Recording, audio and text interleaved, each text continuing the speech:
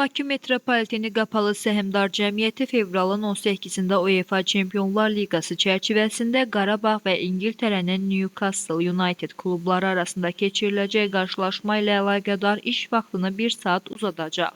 Qapalı Səhmdar Cəmiyyətdən bildirilib ki, Azərbaycan Futbol Federasiyaları Assosiasiyasının müraciəti və Bakı Metropoliteni Qapalı Səhmdar Cəmiyyətinin paytaxtda təşkil edilən kütləvi tədbirlər planına uyğun olaraq fevralın 18-dən 19-na keçən gecə bütün stansiyalar saat 01:00-a qədər sərnişinlərin girişinə açıq olacaq.